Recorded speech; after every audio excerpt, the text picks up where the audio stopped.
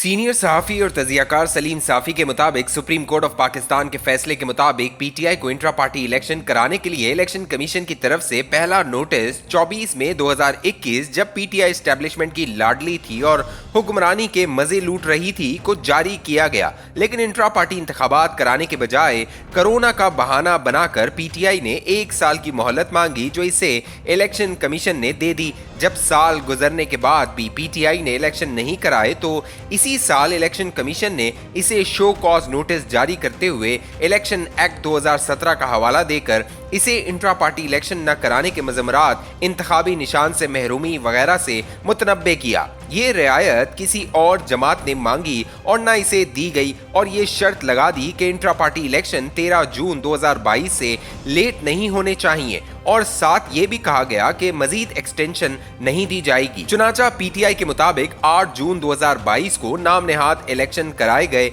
लेकिन election commission ने इसे इलेक्शन तस्लीम नहीं किया। 13 सितंबर 2023 को इलेक्शन कमीशन ने 2022 में पीटीआई के फ्रॉड इलेक्शन, जो लोग ये समझते हैं कि 2022 में पीटीआई के वाकई इंट्रा पार्टी इंतखाबात हुए थे, तो वो आज बताएं कि इन इंतखाबात में पख्तूनख्वा सूबे का सदर कौन मुंतखब हुआ था, को फ्रॉड करार देते हुए इसे हुक्म दिया कि वो इंट्रा पार्टी इंतखाबात करवाए। वाज़ेह रहे कि इलेक्शन एक्ट 2017 के तहत इलेक्शन कमीशन इसी वक्त पीटीआई को इंतखाबी निशान से महरूम कर सकता था, क्योंकि जिन दीगर 13 पार्टियों को इंतखाबी निशान अलॉट नहीं किया गया, इन्हें एक बार फिर मोहलत नहीं दी गई, लेकिन पीटीआई को एक और मौका फराहम किया गया। इलेक्शन कमीशन ने यह भी वाज़ेह किया कि इंट्रा पार्टी इंतखाबात पीटीआई के आइन के मुताबिक होने चाहिए और आइन में दर्ज तमाम तकाजे पूरे होने चाहिए। बसूरत दीगर इसे इंतखाबी निशान अलॉट नहीं किया जाएगा। गोया सही मानों में इंतखाब न करवाने के जो नताइज हो सकते थे, इससे मुतल्लिक पीटीआई को पहले से मुतनब्बे किया गया था। इसलिए पीटीआई के रहनुमाओं और वकला को चाहिए था कि वो इंतखाबी ड्रामा रचाने के बजाय सही इंतखाबात करवाते, लेकिन इलेक्शन कमीशन की हिदायत पर अमल करने के बजाय पीटीआई इसके शो कॉज नोटिस के खिलाफ लाहौर हाई कोर्ट गई। वहां सिंगल बेंच ने इसकी समाअत की तो पीटीआई ने मुतालबा किया कि इसके लिए फुल बेंच बनाया जाए। चुनाचा 5 रुकनी बेंच तश्कील दे दिया गया। अब लाहौर हाई कोर्ट से अपनी रिट वापस नहीं ली गई थी और वहां मामला ज़ेरे समाअत था कि 2 दिसंबर 2023 को अचानक पीटीआई ने ऐलान किया कि इनके इंट्रा पार्टी इंतखाबात मुनक्किद हुए, जिसमें फलां ओहदेदार मुंतखब हुए। अगर पीटीआई ने इलेक्शन कमीशन के हुक्म के मुताबिक इंतखाबात करवाने का इरादा कर लिया था तो फिर पहले इसे लाहौर हाई कोर्ट से अपना केस वापस लेना चाहिए था, क्योंकि वहां उन्होंने इलेक्शन कमीशन के अहकामात को चैलेंज किया था। लेकिन इस खौफ से कि पार्टी वर्करों को इंतखाबात का पता न चले, वो केस भी वापस नहीं लिया गया और चोरी छुपे 2 दिसंबर को मुबैना इंतखाबात के नताइज का ऐलान कर दिया गया। इस अमल को खुफिया रखा गया था कि इस रोज सिर्फ एक अंग्रेजी अखबार में खबर छपी थी कि शायद आज पीटीआई के इंतखाबात हो जाएं। चुनाचा न इस्लामाबाद, न लाहौर, न कराची, न कोयटा, बल्कि इंतखाबात के ड्रामे के लिए पिशावर चुना गया, और वो भी पिशावर नहीं बल्कि इससे बाहर चमकनी का एक देहात। दूसरी तरफ अकबर एस बाबर, जो हाई कोर्ट के फैसले की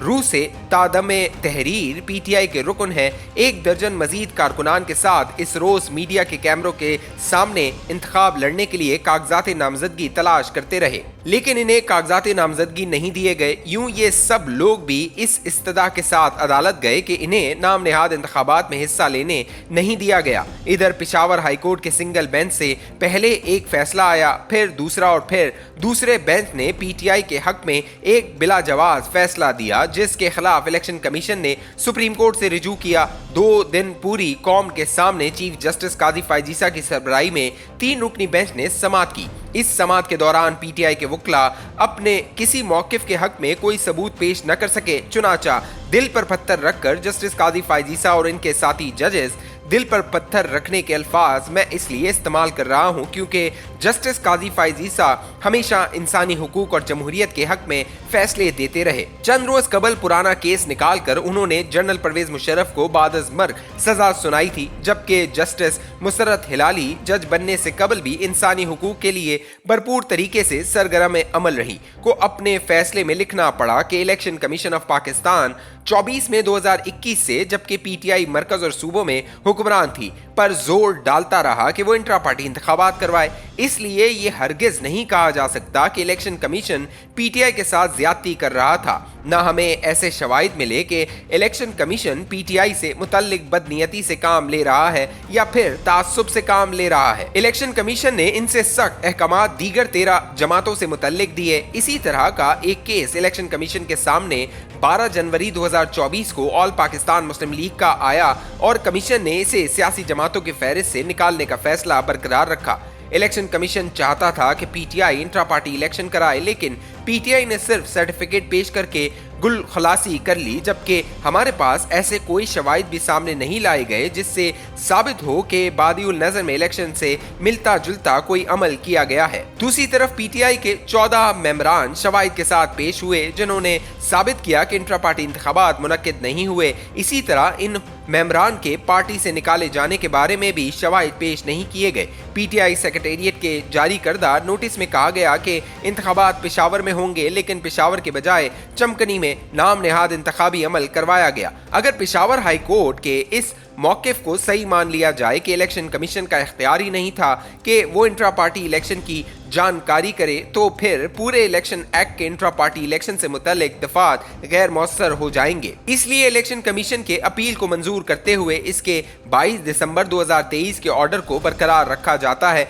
हकीकत यह है कि जस्टिस कादी फायजीसा और इनके साथी जजेस 2 दिन तक वकला को कुरेदते रहे कि पीटीआई को बचाने के लिए कोई मवाद मिल जाए, लेकिन अफसोस की कोशिश के बावजूद इन्हें पीटीआई के हक में कोई ठोस दलील नहीं मिली, जिसकी वजह से इन्हें पाकिस्तान तहरीक इंसाफ के साथ ये इंसाफ करना पड़ा।